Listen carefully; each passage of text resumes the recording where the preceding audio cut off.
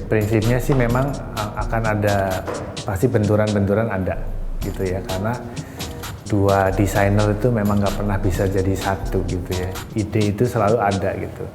Tapi sepanjang ide itu untuk sebuah kebaikan, buat saya kita open gitu. Meskipun saya ditunjuk, you jadi leader ya, iya. Tapi saya tetap harus melihat sebenarnya apa sih yang di bawah rasakan gitu. Apa sih, ada ide apa sih selain di kepala saya gitu. Jadi ya kita harus mendengar gitu.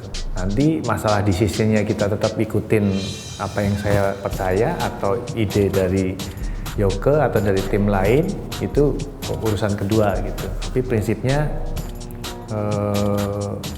ya kita harus open aja sama semua ide.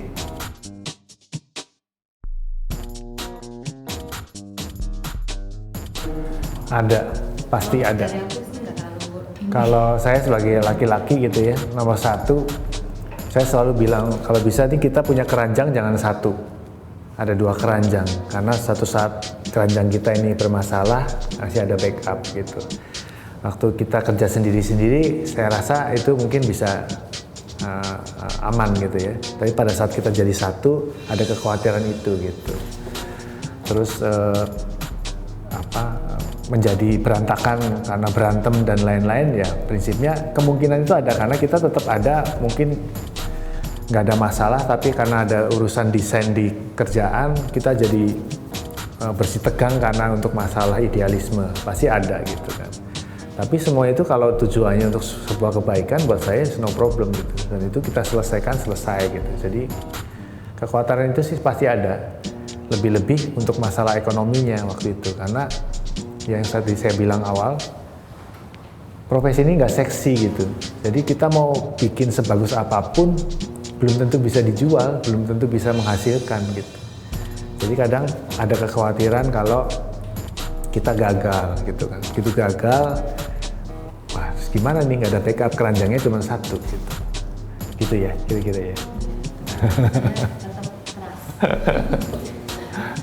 Jadi saya tetap ikut ya, nakodanya kemana saya dukung.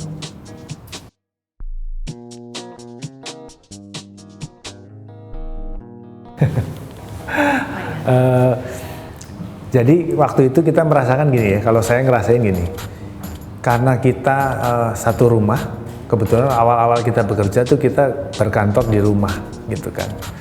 Terus kita bekerja di jam kerja, tapi setelah selesai kerja, karyawan pulang, kita masih bekerja gitu. Jadi kita masih berpikir dan lain-lain, kita merasa seperti nggak istirahat pulang gitu. Kita seperti kerja 24 jam. Kadang diskusi pekerjaan itu pada saat kita makan, pada saat kita ngurus anak, itu terus berkembang gitu. Dan itu cukup melelahkan gitu ya. Akhirnya kita sepakat gitu, suatu momen tuh kita nggak boleh bawa kerjaan ke rumah gitu. Jadi kita harus selesai kerjanya, udah selesai gitu kan. Nah itu terjadi pada saat kita udah punya kantor dan kita pulang ke rumah, rasanya pulang ke rumah gitu.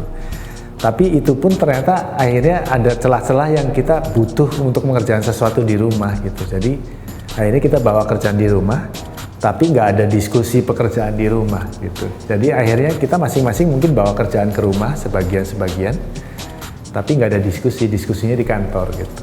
Jadi kalau udah ada kerjaan yang butuh klarifikasi, kita limitasi nantinya ngomongnya di kantor gitu.